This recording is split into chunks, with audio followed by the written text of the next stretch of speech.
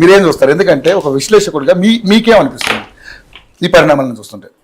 ముందుగా అయ్యో ప్రేక్షకులకు, యాజమాన్యానికి, నా సహచర రాజకీయ నాయకులందరికీ నమస్కారాలు తెలుపుకుంటూ ప్రారంభిస్తున్నాను. నేను ఈరోజే కొత్తగా వచ్చాను ఈ ఛానల్కి. నా పేరు ప్రభాకరరావు కన్నిగండి. నేను రాజకీయ విశ్లేషకుడిని, రాజకీయ నాయకుడిని కాదు. క్లారిటీ. చాలా సంతోషం.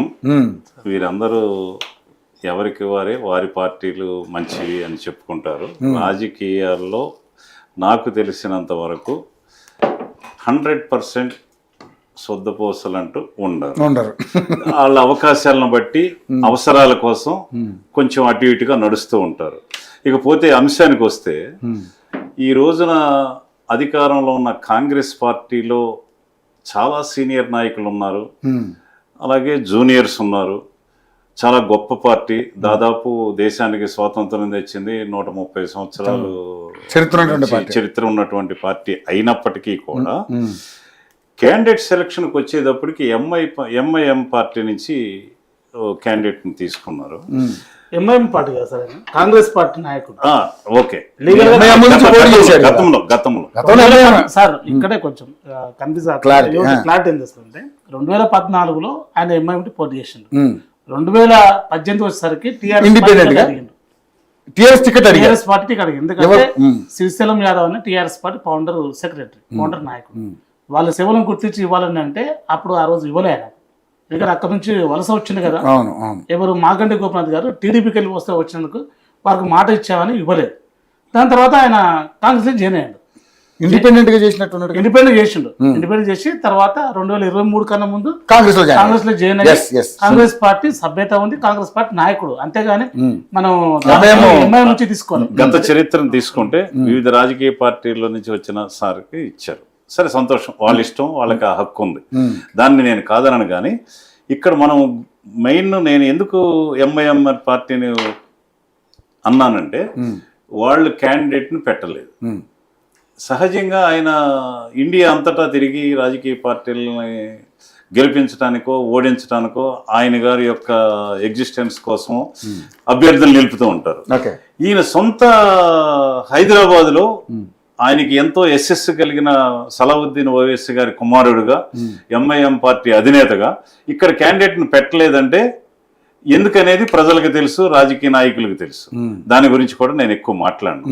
అయితే దాన్ని ఇంకా లబ్ధి పొందటం కోసం, దాన్ని బలోపేతం చేయడం కోసం ఇందాకటి నుంచి వీళ్ళందరూ చెప్పినటువంటి ఒక ముస్లిం వ్యక్తికి మినిస్ట్రీ ఇవ్వటం జరిగింది.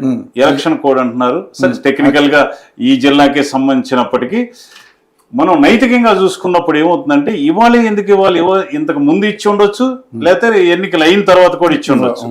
ఈ రోజే ఇచ్చారంటే ఆ అనుమానం అందరికీ కలగటం సహజమైన విషయం. కాబట్టి దాన్ని కూడా ఉపయోగించుకోవాలనుకుని వీళ్ళు భావించారు.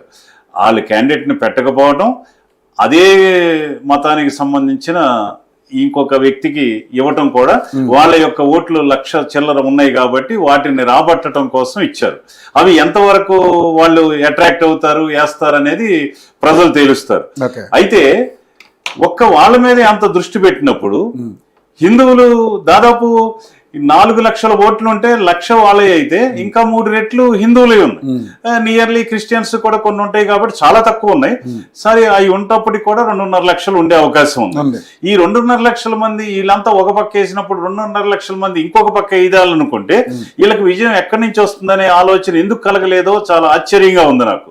ఈ మాత్రం ఆలోచన తెలియదని అనుకోను, కానీ వాళ్ళకున్న అవకాశాల్లో ఇది బాగుంది, దీన్ని ఉపయోగించుకుంటే బాగుంటుందనే ఉద్దేశంతో వాళ్ళు వేసి ఉండొచ్చు. సరే, ఇది కూడా సంతోషం, వాళ్ళకి ఆ హక్కు ఉంది. ఎవరికి ఇవ్వాలనేది వాళ్ళకున్న హక్కును వాళ్ళు ఉపయోగించుకున్నారు. టెక్నికల్ గా కూడా ఏం ప్రాబ్లం లేదు కాబట్టి ఇచ్చారు. దానికి కూడా మనం అభ్యంతరం పెట్టడానికి వీల్లేదు. వాళ్ళు ఏ కోణంలో నుంచి ఇచ్చినప్పటికీ అందరూ ఆమోదించవలసిన గవర్నర్ గారు అంతే. అయితే ఇంకొక లెక్కలోకి వెళ్తే వారికి ప్రపంచవ్యాప్తంగా పేరు ఉందన్నారు. మంచి పేరు ఎంత ఉందో చెడు పేరు కూడా అంతే ఉంది. ఎందుకంటే వారు ప్రజల్లోకి వెళ్ళింది లేదు, ప్రజల్లోకి సేవ చేసింది లేదు.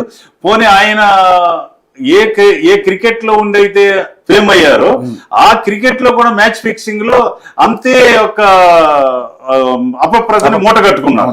ఈ మంచితో పాటు చెడు కూడా ఉంది. సరే, అలాంటి వ్యక్తిని ఎన్నుకున్నారు కాబట్టి ప్రజలు ఇవన్నీ ఆలోచిస్తారు. అయ్యో, ఇంతకంటే మంచి అయిన ఫిరోజ్ ఖాన్ గారికో మోస్ట్ సీనియర్ కురువృద్ధుడైన షబ్బీర్ అలీ గారికో ఇచ్చి ఉండొచ్చు కదా. అలా ఆ కులానికి ఆ మతానికి ఇవ్వాలనుకున్నప్పుడు దీనికి ఎందుకు ఇచ్చారనేది కూడా అందరూ ఆలోచిస్తారు. సరే, దీన్ని కూడా పక్కన పెట్టేద్దాం, అది ప్రజలకే వదిలేద్దాం. ప్రజలు ఇవన్నీ ఆలోచిస్తారు. వాళ్ళకి మతి మరిపే ఉండదు. వాళ్ళందరూ జాగ్రత్తగా ఆలోచిస్తారు. ఎవరిని గెలిపించాలో ఎవరిని ఓడించాలో వాళ్ళు ప్రత్యేకించి ఆలోచించారు. తెలంగాణ ఓటర్లు చాలా తెలివైన వాళ్ళు, చురుకైన వాళ్ళు, మంచి ఆలోచించి కరుగాల్చి వాత పెట్టగల కెపాసిటీ ఉన్నారు. అయితే ఈ మధ్యకాలంలో చూస్తే ఏమవుతుందంటే ప్రకటనలకే పరిమితం అయిపోతుంది ప్రభుత్వం. నిధులు లేని వల్ల కావచ్చు, ఇంకొక వేరు కారణాలు కావచ్చు, మంత్రుల మధ్య కీచులాటలు, పథకాలని సరిగా ప్రజలకి పంచలేకపోవటం, నిధులు లేకపోవటం వల్ల కేంద్ర ప్రభుత్వం దగ్గర నుంచి కూడా సక్రమంగా వీళ్ళు అడగకపోవటం, వాళ్ళు ఇవ్వకపోవటం, ఏదో ప్రాబ్లం ఉండి అడుగుట్లో మాత్రం మా తప్పలేదు సార్. అడిగేది అడుగుతున్నాను. సరే, రాలేదు. ఈ దేశంలో దాదాపుగా 52 సార్లు మీరు ఢిల్లీ టూర్ వెళ్ళినప్పుడు కూడా ఏం సాధించారు ఎందుకు వెళ్తున్నారు? ఈ దేశం మరి ఎందుకు సాధించలేకపోయారు? వైఫల్యమే కదా, ప్రభుత్వం వైఫల్యం చెందినట్టే కదా. మీకు గుర్తు చేస్తాను సార్, ఈ దేశంలో సుదీర్ఘంగా దయాదులు పార్టీ ఏంటంటే బీజేపీ, కాంగ్రెస్. మిగతా వారు ఎవరు మాట్లాడినా అది ఉత్తముచ్చట. కానీ పార్టీలు రెండు పుట్టినప్పటి నుంచి కూడా దయాదుల పార్టీ, పాలుల పార్టీ నిరంతరం తరంతరం ప్రత్యక్ష యుద్ధంలో కావచ్చు, ప్రజాక్షేత్రంలో కావచ్చు కొట్లాడుతున్న పార్టీలు. అయితే ఈ పార్టీకి సంబంధించిన కూడా గౌరవ ముఖ్యమంత్రి గారు మీకు గుర్తేస్తుంది సార్, ఏమనంటే భారతదేశానికి ప్రధానమంత్రి మోడీ గారు ఓ బడాబాయే ఆమె చోటాబాయ్ అన్నాడు. అంటే తారతమ్యాలు వదిలిపెట్టి, అహంకారం వదిలిపెట్టి, కాబట్టి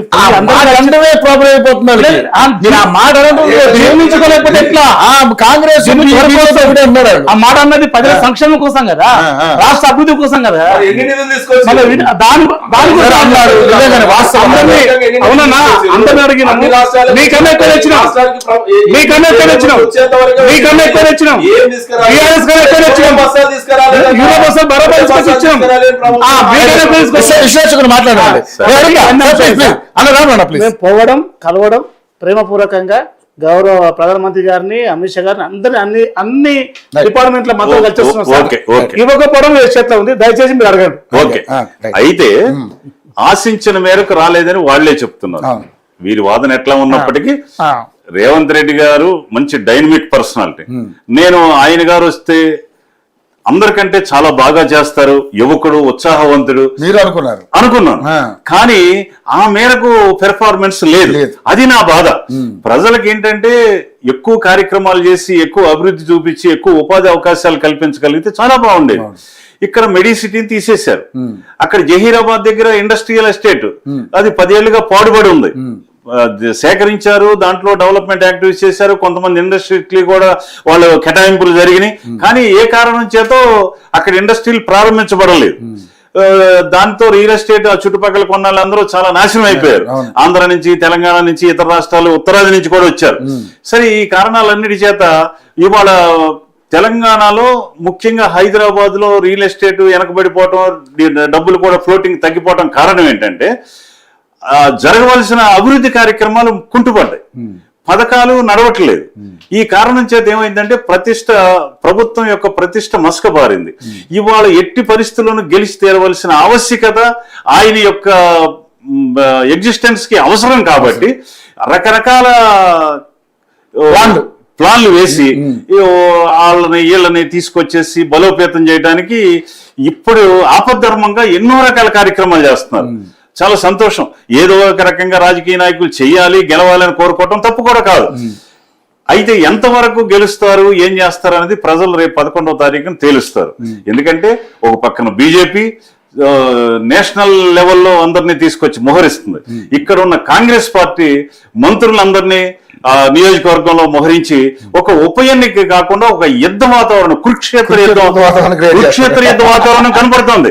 ఎందుకంటే ఇటు కేంద్రం నుంచి బీజేపీ వాళ్ళందరూ వచ్చేసారు, వాళ్ళందరూ ఇక్కడ రకరకాల కార్యక్రమాలు చేస్తున్నారు. వాళ్ళు గెలవడం కోసం వాళ్ళకు ఉన్న అవకాశాలన్నింటినీ వాళ్ళు వాడుతున్నారు. ఇలాగే కాంగ్రెస్ పార్టీ కూడా ప్రభుత్వం మొత్తం టోటల్ పరిపాలన స్తంభించిపోయింది. ఇక్కడ జూబ్లీ హిల్స్ నియోజకవర్గంలో ప్రతి గల్లీలో మినిస్టర్లు, ఎమ్మెల్యేలు అందరూ, తర్వాత ఇంకా వాళ్ళకున్న రకరకాల ప్రజల్లో ఆకర్షణ కలిగిన స్టార్ క్యాంపెయినర్స్ అందరిని దింపేశారు. సరే, వీళ్ళు ఇలా పాటుపడుతుంటే పాపం భర్త చనిపోయినట్టు సునీత గారు కేవలం సానుభూతిని నమ్ముకుని ఆమె తీవ్రంగా ఆమె కూడా పోరాటం చేస్తుంది. ఎవరు గెలుస్తారనేది ప్రజలు తెలుస్తారు. దాని గురించి నేను రాజకీయ నాయకుడిని కాదు కాబట్టి వాళ్ళు గెలుస్తారు వీళ్ళు గెలుస్తారు అని చెప్పను. కానీ నేనైతే ఒకటి చెప్తున్నాను, ఇప్పటికైనా అధికారంలో ఉన్న పార్టీ ప్రజలకు ఇచ్చినటువంటి కార్యక్రమాలు, హామీలు అన్ని నెరవేరిస్తే ప్రజల అభిమానం చూరగలం తప్ప ఏదో రాజకీయ గిమ్మిక్కులు చేసి ఏదో ఒక అవసరాని కోసం ఇవాళ ఏదో గెలుపు కోసం ట్రై చేసి గెలవకపోవచ్చు, అది వేరే విషయం. ఒకటి పోయినందువల్ల, ఒకటి వచ్చినందువల్ల బీజేపీకి వచ్చేదేమీ లేదు, కాంగ్రెస్ కు పోయేదేమీ లేదు. కానీ అధికారంలో ఉన్న పార్టీ గెలుచుకోలేకపోయింది అంటారు, అలాగే టీఆర్ఎస్ కు పోతే ఈ పార్టీ పని అయిపోయింది అంటారు. బీజేపీ కనుక కొట్టగలిగితే ఆయన చాలా బాగా పనిచేస్తుంది, ఇక్కడ బీజేపీ పెరిగిపోయింది అంటారు. ఒకవేళ పోతే వాళ్ళ పార్టీ లేదు కాబట్టి, వాళ్ళ సీటు కాదు కాబట్టి వాళ్ళు ఏం చేయలేకపోయారు. బీఆర్ఎస్ గెలిస్తే మాత్రానికి వాళ్ళ సీటుకి వాళ్ళకి వచ్చింది, వాళ్ళు సాధించింది ఏముంది అంటారు. కాబట్టి ఇందులో ఎవరికి వచ్చేది కానీ పోయేది కానీ ఏం లేదు. కానీ నేను కోరేది ఏంటంటే, రేవంత్ రెడ్డి గారు లాంటి ఒక గొప్ప ఆలోచన పరుడు, డైనమిజం కలిగిన వ్యక్తి ఎందుకు పరిపాలనలో పెర్ఫార్మెన్స్ చూపించలేకపోతున్నారు? మంత్రుల మధ్య కీచులాటలేండి, పరిపాలనలో ఎందుకు సజీవగా లేదు? కనీసం ముఖ్యమంత్రిగా ఒక సరైన ఆఫీస్ కూడా లేకపోవడం ఏంటి? ఇవన్నీ కొంచెం ఇబ్బందికరంగా ఉన్నాయి. ఆయన మరి ఎక్కడ వీటి గురించి ఎవరో చెప్పటం లేదు. నేను అనేది ఏంటంటే, లాస్ట్ గా ఫైనల్ గా ఒక మాట ఏంటంటే, ఇక్కడ ఈ మిగులు నిధుల్లో ఉన్నటువంటి రాష్ట్రాన్ని వాళ్ళ అప్పుల్లోకి నెట్టేశారు. మరి ఆయన తేలుస్తాడేమో అనుకున్నాను నేను. ఎందుకంటే ఆయనకున్న అవకాశాలు, ఆయన యొక్క చొరవ, వీటన్నిటి దృష్ట్యా మరి అది జరగలేదు. మరి ఇంకొక ఇదేంటంటే, పక్కన ఆంధ్రాలో అప్పుల్లో మునిగిపోయింది, ఎందుకు పనికిరాదన్నారు. రాష్ట్రం మొత్తం నాశనం అయింది, రాజధాని నగరం కూడా లేదు. కానీ అక్కడ అభివృద్ధి ఇవాళ 10-12 లక్షల కోట్లు ఆయన తెచ్చుకున్నాడు. మరి కేంద్ర ప్రభుత్వాన్ని కాళ్ళు పట్టుకున్నాడో గడ్డలు పట్టుకున్నాడో ఆయన ఏం చెప్పాడో తెలియదు, కానీ ఆయన సాధించుకున్నాడు కూటమిలో ఉండటం వల్ల. మరి మీరు కూడా ఏదో ఒకటి ఆ రకమైన ఎన్డీఏలో ఉంది కాబట్టి ఎన్డీఏ ప్రభుత్వం కావచ్చు. మన రాష్ట్ర అభివృద్ధి కోసం ఇవాళ మనకి తెలంగాణకి అనేక రకాల అవకాశాలు ఎక్కువ ఉన్నాయి. మెప్పించి తెచ్చుకోవాలి అంటే కూడా తెలంగాణకి మనకి హైదరాబాద్ ఉంది. మన రెవెన్యూలో దాదాపు 40-50% సమకూర్చేటువంటి గొప్ప హైదరాబాద్ మనకు ఉంది. ఐటీ పరిశ్రమ ఉంది. ముఖ్యమంత్రి గారు చెప్పారు 18,500 కోట్లు వస్తుంది హైదరాబాద్. అలాగే తెలంగాణ రాష్ట్రం మీద ఇవాళ మెడికల్ లో జనరిక్స్ మెడిసిన్స్ ప్రపంచం మొత్తానికి దాదాపు తయారీలో 30% మన దగ్గరే ఉంది. ఇలాంటి గొప్ప అవకాశాలు ఉన్న హైదరాబాద్ లో ఇంత చిన్న అభివృద్ధి కూడా జరగట్లేదు. ఇవాళ వర్షం కురిస్తే మనం బయలుదేరలేని పరిస్థితులు ఉన్నాయి. కరెంటు సవ్యంగా ఉండదు, గాలి దుమ్ము వచ్చిందంటే ముందు ఆపేస్తారు. ఎక్కడ ప్రమాదాలు జరిగితే మనకెందుకు వచ్చిన కూడా కట్టేసి పట్టుకుంటారు వాళ్ళు. అలా కాకుండా వీటన్నిటిని ఇవాళ ఇంటర్నేషనల్ లెవెల్లో మనం ఎదిగే అవకాశాలు ఉన్న ఈ నగరాన్ని కొత్తగా ఎందుకు చేయలేకపోతున్నారు? ఆధునీకరణ ఎందుకు చేపట్టలేకపోతున్నారు? ఆదాయాన్ని ఎందుకు పెంచుకోలేకపోతున్నారు? కేంద్రం నుంచి నిధులు ఎందుకు సాధించలేకపోతున్నారు? ఇవన్నీ వాళ్ళుగా విశ్లేషించుకోండి. నేను విమర్శ కాదు, ఆవేదన తెలియజేస్తున్నాను. ఒక తెలంగాణ పౌరుడిగా నా ఆవేదన తెలియజేస్తున్నాను. అక్కడి నుంచి నిధులు సాధించండి, ప్రజలకు అభివృద్ధి కార్యక్రమాలు, ఉపాధి అవకాశాలు పెంచండి, హైదరాబాద్ యొక్క ప్రతిభని ప్రపంచంలో చాటి చెప్పండి. అది కోరుకుంటున్నాను నేను ఒక విశ్లేషకుడుగా. రైట్ సార్, మళ్ళీ మీ దగ్గరికి వస్తాను. కానీ ఫైనల్ గా మరి నిజంగానే ఇప్పుడు కేటీఆర్ కూడా ఇలా మాట్లాడిన మాటలు మనం చూడాలి. ఎందుకంటే మీరు 100 రకాల హామీలు ఇచ్చారు, ప్రజలను మభ్య పెట్టారు, మోసం చేశారు. సో